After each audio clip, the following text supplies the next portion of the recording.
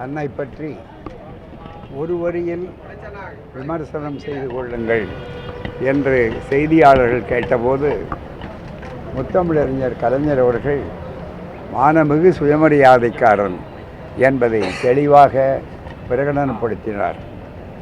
தந்தை பெரியார் அவர்களுடைய குருகுலத்திலே சிறப்பாக பயின்று எழுத்தாற்றல், பேச்சாற்றல், கருத்தாற்றல் முதலிய பல்வேறு அரசியல் ஆளுமை ஆற்றல், போராட்டக் களத்திலே நின்று வென்று காட்டுகிற போர்க்களத்தினுடைய அறப்போர்க்களத்தினுடைய ஆற்றல், இப்படி பல்வகையான ஆற்றல்களை தன்னகத்தே அடக்கி தானே ஒரு வரலாறாக அந்த தலைமுறைக்கு மட்டுமல்லாமல் இனி வரக்கூடிய தலைமுறைக்கும் ஆக்கிய ஒரு அற்புதமான சீரிய பகுத்தறிவாதி முத்தமிழறிஞர் கலைஞர் அவர்கள். தந்தை பெரியார் அவர்களால் அவர்கள் மாணவ பருவம் தொட்டு ஈர்க்கப்பட்டவர். அப்படிப்பட்ட அந்த உணர்வை அவர் இறுதி மூச்சு அடங்குகின்ற வரையிலே விடாது மட்டுமல்ல, அவருக்கு பின்னாலும் இந்த இயக்கம் எப்படி அண்ணாவுக்கு பின்னால் அவர் தலைமை தாங்கி சிறப்பான வரலாற்றை உருவாக்கினார்களோ அதுபோல அவருக்கு பின்னாலே திராவிட மாடல் ஆட்சியை அமைப்பதற்கு நம்முடைய அருமை தளபதி சமூக நீதிக்கு சரித்திர நாயகராக வாழ்ந்து கொண்டிருக்கக்கூடிய மு.க. ஸ்டாலின் அவர்கள் தொடர்ந்து அந்த ஆட்சியை நடத்துகிறார்கள். எந்த ஆட்சி வந்தாலும் அவருடைய திட்டங்களை யாரும் அனுப்பிவிட்டு அதற்கு பிறகு ஆட்சியை செய்ய முடியாது சொல்லக்கூடிய அளவிற்கு அகில இந்தியா மட்டுமல்ல, உலகத்தினுடைய பல பகுதிகளிலும் அந்த திட்டங்கள் பெருகின்றதை சொல்வது கலைஞர் என்ற திராவிடம் என்ற பெரிய ஆலமரம். அதற்கு 110 ஆண்டுகள் வரலாறு உண்டு. நீதி கட்சியிலே தொடங்கி திராவிடர் கழகம், திராவிடர் இயக்கம், சுயமரியாதை இயக்கம் என்றெல்லாம் ஆக்கிய ஒரு இயக்கம் பாரம்பரியம் உண்டு.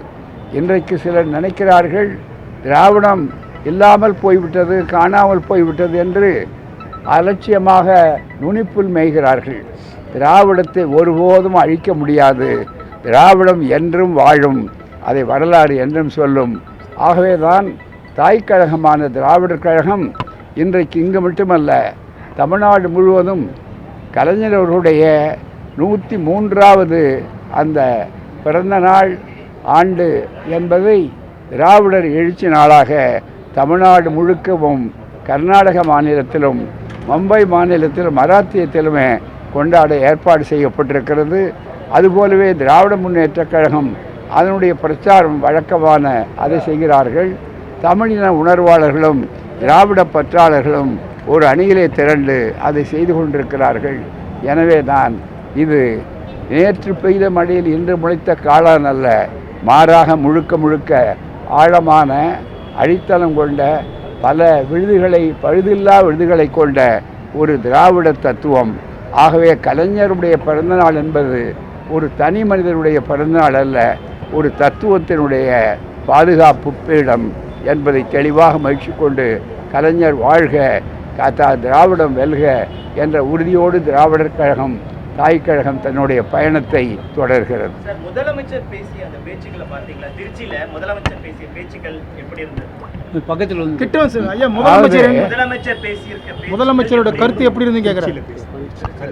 முதலமைச்சர் அவர்களுடைய முதல் பேச்சு திருச்சியிலே துவங்கியது.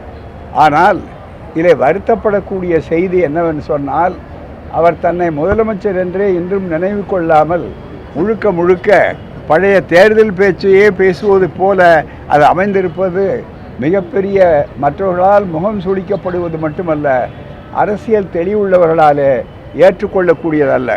முதல்வர் தன்னுடைய இது போன்ற கருத்துக்களை அவர்கள் போக்கை மாற்றிக்கொள்ள வேண்டும்.